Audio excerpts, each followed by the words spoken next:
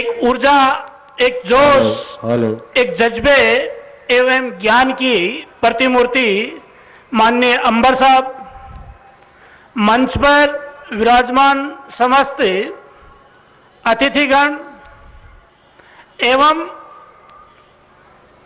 इस देश के भावी कर्णधार, भावी ऊर्जा, भावी नागरिक, भावी इंजीनियर, भावी डॉक्टर, अनेक रूपों में विराजमान मेरे भाई और बहनों अर्थात छात्र, मैं जहां तक समझ पाया हूं, आज का यह सम्मेलन निश्चित रूप से बिहार के लिए एक टर्निंग पॉइंट होगा। निश्चित रूप से इस सम्मेलन को आयोजित करने से पहले आयोजकों के दिमाग में यह विचार आया होगा कि आज हमारा देश, हमारा प्रदेश बिहार हर कुछ संपन्नता लिए होने के बावजूद भी उस दिशा में क्यों नहीं जा पा रहा है जिस दिशा को कभी नेतृत्व देते हुए स्वतंत्र भारत के प्रथम राष्ट्रपति डॉक्टर राजेंद्र प्रसाद इस देश को उस दिशा की ओर ले जाना चाहते थे, इस देश को उस ऊंचाई की ओर ले जाना चाहते थे। आपकी जानकारी में बताऊं, डॉक्टर राजेंद्र प्रसाद भी इसी प्रांत से थे जिन्होंने सबसे पहले स्वतंत्रता के पश्चात इस राष्ट्र को एक नई दिशा देने का प्रयास किया था।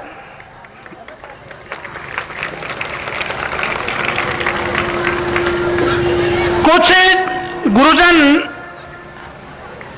भी इस पंडाल में बैठे होंगे, शायद उनके दिमाग में यह विषय भी आया होगा कि समस्त को छात्र कहा है, लेकिन मैं पुनः इस बात को दोहराऊंगा क्योंकि राष्ट्र कवि डॉक्टर रविंद्रनाथ टैगोर बिल्कुल ठीक शब्दों में कहते थे, one who teaches never ceases to learn.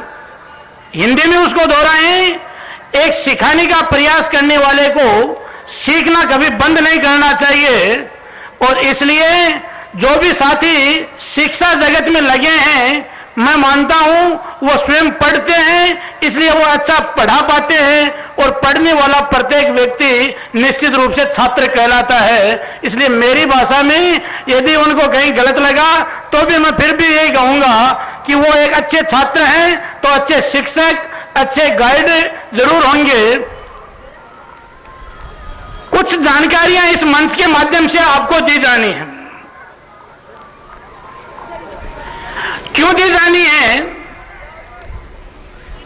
बहुत सारे स्वयंसेवी इस संस्था के माध्यम से पिछले कुछ दिनों से आप तक ये संदेश लेकर गए होंगे।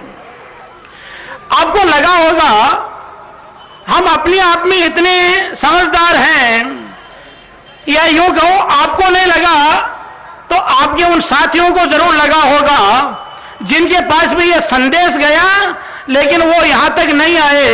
शायद ये सोच रही होगी उनकी कि हम इतना सब कुछ जानते हैं, हम हमारा निर्णय लेने में स्वयं सक्षम हैं, हमें इस अधिकार सम्मेलन में जाने की आवश्यकता क्या। लेकिन एक दो बातें मैं भी आपसे जोड़ना चाहूंगा कि मेरे हिसाब से व्यक्ति के पास आईक्यू होता है, व्यक्ति के पास शक्ति होती है, व्यक्ति के पास श्रम होता है, और व्यक्ति के पास इन सब कुछ का संगम होने के बावजूद भी यदि सही दिशा नहीं है तो दिशा के अभाव में भटककर व्यक्ति कहां से कहां पहुंच जाता है, इसका एक उदाहरण लगभग मेरे दिमाग में रहता है।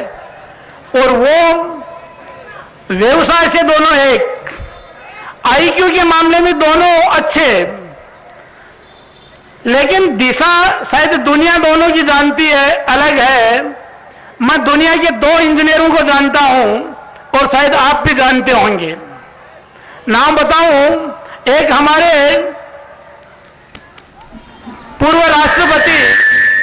डॉक्टर एपीजे अब्दुल कलाम साहब, शायद आप जानते होंगे कि वो भी एक अच्छे इंजीनियर हैं। सही बता रहा हूं या गलत? आप मानते हैं कि डॉक्टर कलाम साहब अच्छे इंजीनियर हैं, और दूसरे का नाम भी निश्चित रूप से आप जानते हैं। एक पेशे से इंजीनियर या इंजीनियरिंग की पढ़ाई करने वाला व्यक्ति, दूसरा था जिनका नाम भी शायद आपने सुना होगा, वो नाम है ओसामा बिन लादेन। लेकिन दिशा यदि अच्छी नहीं हो तो अच्छा इंजीनियर लादेन बन सकता है, और दिशा अच्छी हो तो कलाम साहब मिसाइल मैन बन सकते हैं। तो मेरा मानना है इस सम्मेलन में या ये जो संस्था समाज हित में ये काम कर रही है, उससे प्रत्येक उस व्यक्ति को, प्रत्येक उस अभिभावक को, प्रत्येक उस छात्र को अपनी कैरियर के बारे में जानकारी लेनी से कलाम बनाने के लिए वो आपके लिए सहयोगी हो सकते हैं। कुछ संस्थाएं ऐसी भी हैं जिनका मैं उदाहरण दूं। हमारे ग्रुप की संस्थाएं चलती हैं, चलने के साथ हमें हमारी क्वालिटी पे विश्वास है, इसलिए हम कहते हैं यदि हमारे कोर्स के पश्चात रोजगार नहीं मिले तो हम जो पैसा लेते हैं पूरी फीस वापस लौटाएंगे। ये काम तभी कर पाएंगे जब हमें हमारी क्वालिटी पे भरोसा होगा।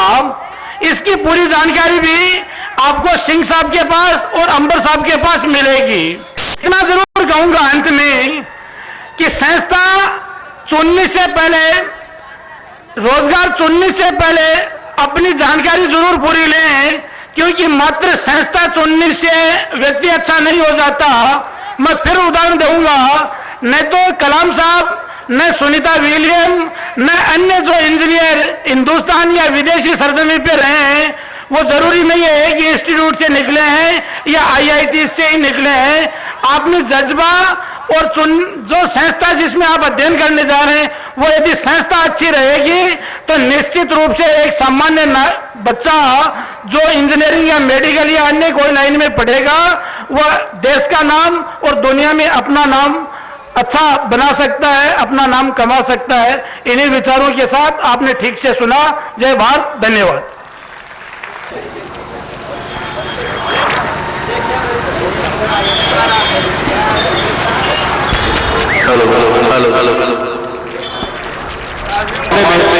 जीना आसान नहीं है, सही जिंदगी जीना आसान नहीं है, लेकिन अगर आपको सही मार्गदर्शन मिलता है तो आपका जीवन गुरुकुल विद्यापीठ के एक्सपर्ट डॉक्टर मनमोहन कुमार गर्ग, जोरदार तालियां बजाकर इनका स्वागत कीजिए, खैर मकदम कीजिए।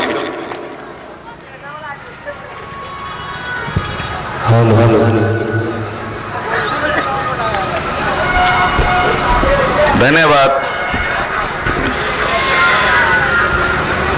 आज के इस प्रथम छात्र अधिकार सम्मेलन समारोह में मैं सबका स्वागत करता हूं और बधाई देता हूं रोजमाइन एजुकेशनल एंड चैरिटेबल ट्रस्ट, इसके सभी स्टाफ मेंबर और मैनेजमेंट को, और आज यहां उपस्थित अभिभावक और प्यारे बच्चों को जिन्होंने आज इस 60 साल की आजादी के बाद पहला ये सम्मेलन छात्रों के लिए किया। A Ambar, Abbas Ambar, chairman of Roseman education and charitable trust के लिए एक जोरदार तालियां जिन्होंने ये उद्यम किया। अब्बास अंबर एक अंतक योद्धा, आज का केजरीवाल, जहानाबाद का दुलारा, एक स्ट्रॉन्ग एडमिनिस्ट्रेटर, दूरदर्शी, सभी को साथ ले।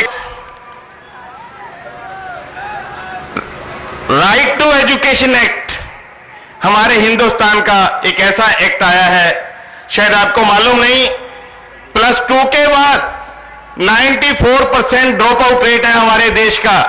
सिर्फ 6% छात्र आगे पढ़ पाते हैं, मेडिकल करते हैं, इंजीनियरिंग करते हैं, चार्टर्ड अकाउंटेंट बनते हैं, आईएएस बनते हैं, आईपीएस बनते हैं, सिर्फ 6%। और मैं खुश हूं कि आप उस 6% का हिस्सा बनने जा रहे हैं और 6 से उसको कम से कम 10% करेंगे। एक ताड़ियां अपने आप के लिए। गुरुकुल विद्यापीठ एक ऐसा संस्थान है जो सभी को शिक्षा के अधिकार के लिए लड़ रहा है। हमने आज से 6 साल पहले एक ऐसा विजन दिया था इस दुनिया को, जिसको रोज माइंड ने स्ट्रेंथन किया है।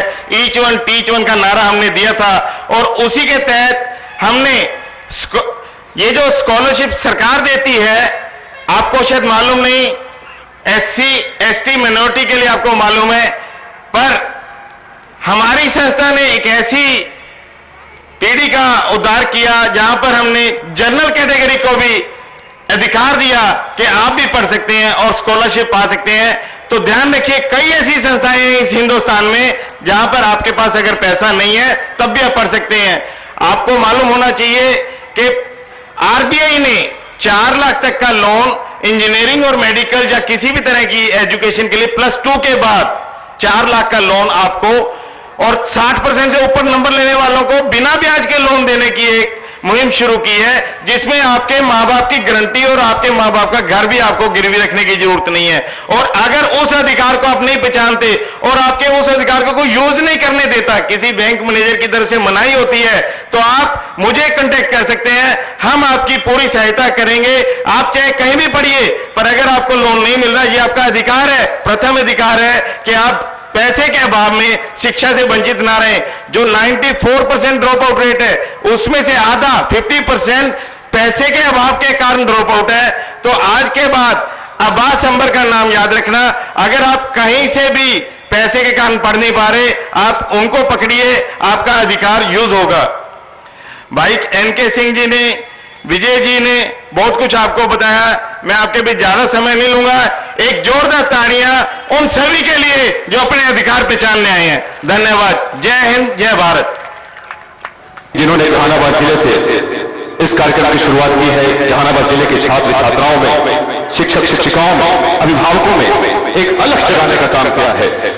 हम चाहेंगे कि जोरदार तालियां बजाकर उनका स्वागत वेलकम कीजिए, खैर मकदम कीजिए रोज माइंड एजुकेशनल चैरिटेबल ट्रस्ट के चेयरमैन A. अंबर, जो आपको बताएंगे सही राह।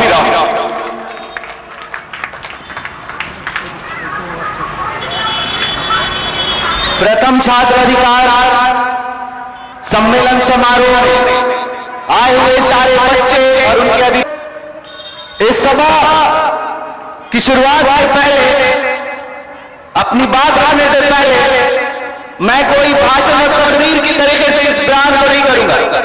इस नाम को जब मैंने सोचा कि प्रथम छात्र अधिकार सम्मेलन समारोह के रूप में इसे सच में लागू करना है, इसमें लाना है, तो ये अधिकार सरकार से एक मांग की तरीके हमने एक मांग की है।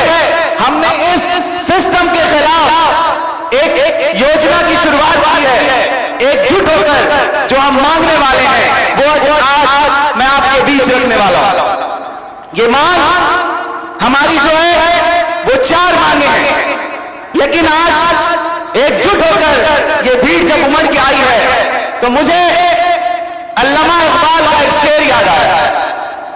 वो शेर है कि घर के दहलीज से जो पैर निकाले हमने, अश्क रुकते ही नहीं थे, कितने संभाले हमने, हम तो चलते रहे दिल में मंजिल की तमन्ना लेकर, मुड़ के देखे ही नहीं पैर के छाले हमने। हमने आपको वादा किया था कि जब ये सभा में आप सब आ जाओगे और हमारी सरकार हमारी बात को नहीं मानेगी तो हम हिला देंगे।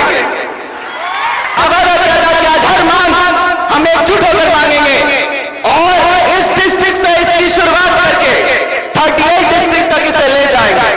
लेकिन जब यह मुहिम मेरे दिमाग में आई, जब इसकी शुरुआत करने का मन बनाया, तो अपने टीचर, अपने दोस्तों से मशवरा करने के लिए जब मैं जहानाबाद की शुरुआत करना चाहता था तो मैंने अपने एक दोस्त से मशवरा किया कि मेरे दोस्त, क्या ये हो सकता है, क्या ये मुहिम की शुरुआत जमीन पर छेड़ी जा सकती है?